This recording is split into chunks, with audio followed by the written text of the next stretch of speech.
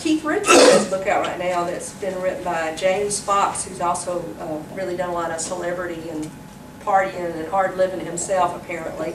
But the book is supposedly really good, as opposed to Mick Jagger's book that had kind of the Billy Joel spin on it. He was supposed to do a book, and then he couldn't remember anything. So they had to cancel that book. He's like, yeah, I don't and remember. Keith Richards could. And Keith Richards could. I mean, I was like, what's wrong with this thing? And then, of course, you heard of the infamous Sarah Palin and Lynn Vincent. Lynn Vincent, if you believe this, was a ghostwriter. She was not even supposed to be on there, I don't think. And then, you know, I mean, the media went crazy and found her, and apparently there was a story about that Lynn moved in with the Palins, or the Palins moved in with her, or something like that. I mean, it was like she spent like weeks with him, and that's why she could produce that book in just a few months' time. I think she wrote it in like 3 months or something like that.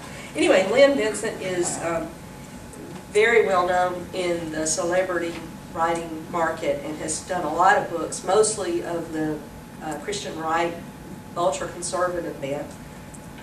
Rue McClanahan, Joni Rogers is another one who has a lot of book credits to her name, Rue McClanahan being the Golden Girl. And Joni is sort of the opposite. She sort of does a lot of spiritual but no real particular focus, you know, kind of, let's see. Anyway, y'all got those, so I'm going to move on. There's one other interesting one I thought, that Elizabeth Taylor's obituary writer actually died several years ago before he, after he wrote the obit, he died that year. So he actually preceded Elizabeth, and yeah, that was kind of interesting. Okay, so then, ta-da! Much to my surprise, I got the job. I really was, you know, I didn't know how I got it, but I did. And, you know, I knew that Joanne had sort of hit it off, and we enjoyed talking to each other.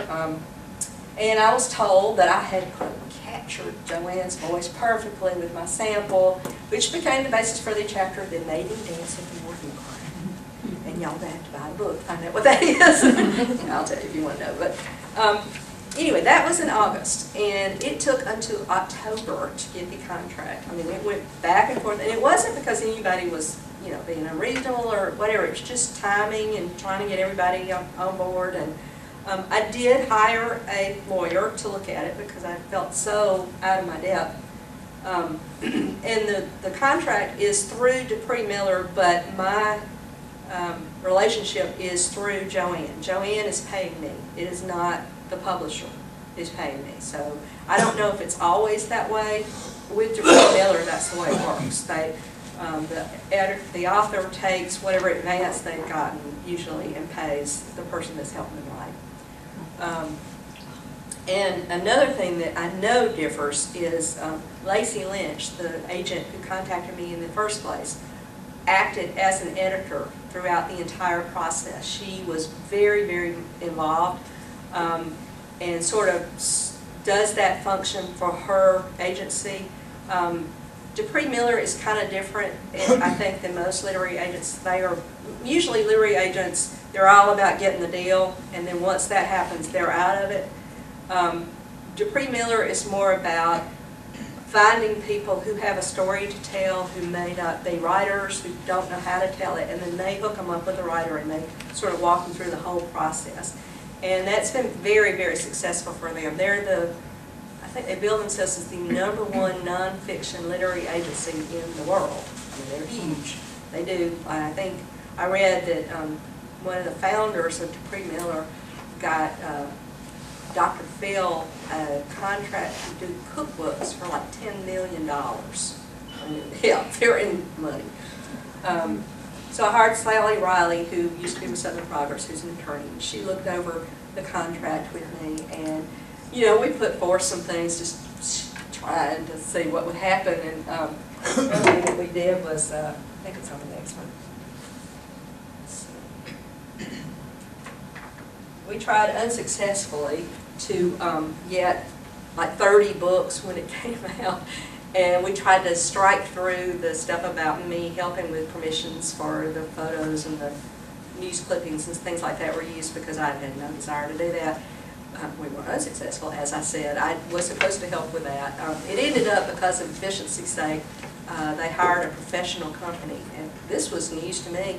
There are actually professional companies that's what they do. They get credits for people and permissions and all of that stuff, and they have a lot of leverage within the industry because they can go to the New York Times and say, okay, this week we've got 8 clients that need 100 articles, and they get a better deal than Joe Blow like me, who will go to the New York Times not knowing anybody and spending weeks, spinning my wheels trying to get somebody to say, yeah, we're going to charge you $10,000 to use this article, So it ended up I did not have to do that, and I was very grateful. And I get 5 books, I don't get 30 books. But I was still really glad that I had an attorney on board, and that, that she's still there for me if anything comes up. Points of the contract, it is a work for hire. I am the writer, Joanne is the author.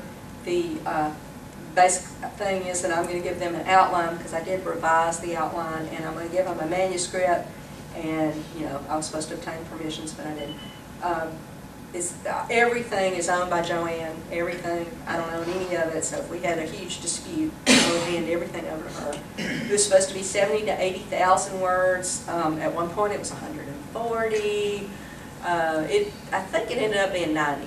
They ended up okay in 90, I think. But I haven't seen the latest version, so I don't know. The deadline, we admired the sound as it swooshed by several times. And that was not anything that I did, and they were very aware that I was doing my part. It was more about Joanne's schedule. She is still extremely involved in a lot of things with Afghanistan, and she's an incredible person. She really is, and she would say, "Now, darling, I'm not going to be able to work this weekend. I'm so sorry." And I'd say, "Well, Joanne, why can't you work this week?" "Well, honey, I'm flying to the Bahamas. I'm meeting Sean Connery." "Talk to me or talk to Sean Connery? What should she do?" Or, "Darling, I've got to get off the phone. I've got to go get ready." I said, "Well, what are you getting ready for?" She said, I'm sitting next to George Bush tonight. He's throwing out the ball at the Texas Astros, and I need a lot of time to get pretty." I said, "She talked to me, I got to talk to George Bush." I just, I don't know. But anyway, she had a lot of stuff going on, and she gives a lot of talks, and she's very much involved in Afghanistan. She's putting together a, quote, Marshall Plan for Afghanistan to help them get over the war from long ago so that our troops can come home. She's trying to, and she is talking to, Joint Chiefs of Staff and really important people. So she's a very interesting lady. So anyway, that being said, we did not meet the deadline, and it was no big deal, but I think we really are in place now for October 19th. It is in the hands of Hachette now, and it is being legally vetted, and editors are involved, and I think the cover has finally been chosen, and all that stuff. So it looks more like it's really going to happen. Okay, payment. I'm not going to tell y'all exactly what I was paid. I'm just not going to do it. But I'm going to tell you how it was broken up, and I will give you some other people's ideas about payment. I got money when I first signed the contract, and then I got one when the revised outline was turned in and approved by Joanne and the publisher. And then I will get more money when everybody has finally finished with everything and the manuscript is accepted. And that's probably around May 1st. And then I get payment upon publication of the book. And then if they earn the money back that they gave Joanne for her advance, then I get a very tiny little percentage. That was something that the lawyer and I were able to work out, that I get a little bit of the royalties. Not a lot, but. And no, if there's a movie, I don't get to star in it or anything like that. There is also a clause in there, which may or may not happen, but bonus payments. I get dollars if there's any appearance on the New York Times hardcover nonfiction bestseller list in any of the positions 1 through 15, up to a maximum of 5 consecutive weeks. I did get reimbursement for any kind of pre-approved expense, excuse me, including travel, which I have only met Joanne one time. Everything was in my phone. I met her one time, so and 5 free copies of the book. Okay. I did get the with, you know, going to be included in the credits, and any kind of publicity that I'm supposed to give them a photograph that they can use possibly on the cover, and they get to decide how big my name's going to be. And Joanne's like, oh, I'd rather your name be really big, mine just be small. Let's see. If there's any kind of conflict, like I said, the author, Joanne, has complete say-so. I can't dispute anything, which I wouldn't want to anyway. It's her story. I am obligated to keep confidential and never disclose, use, misappropriate, or confirm or deny the veracity of any statement or comment concerning the author. That's, as I understand it, we have a lawyer amongst us. I think that's like boilerplate language anytime you deal with a celebrity kind of, semi-celebrity type. And it really hadn't come up. But for that, if I were going to talk about Joanne, I would need to get permission from her to, you know, share. But mostly it's saying if she told me anything that's not in the book, I'm not supposed to talk about that. So. Okay, but other ghostwriters and what they have paid. Judy Katz of ghostbusters.com, and that is a huge business, and it's on your list of websites to look at. She writes, what should you expect to pay? I get anywhere from $50,000 to $100,000 a book. And guess what? This year I hope to be able to raise my rates. That rules out a lot of potential clients. I want to find one or two well-heeled, serious clients who want a good, ghost-written book so that I don't have to do as many books as I do. I found that everyone wants to author a book, but few are able to pay my fees. I'm not saying willing, I'm saying able. Life is not fair. Give me the greatest story on earth by all means, but you still have to pay me to help you write it. I do want your baby to be born, but if you want me to serve as the midwife, pay my midwifery fees. And she has a huge business, and she also had a career before this as a marketer, so she's more about, you know, big business. And then the writer at theghostwriter.net says, I do not work on a contingency basis, meaning he's not going to write a book in hopes that it will sell and then he'll be paid. He writes business books, like he'll go, you know, CEOs will go to him and say, you know, help me write this book for marketing purposes, and he'll get $25,000 for that.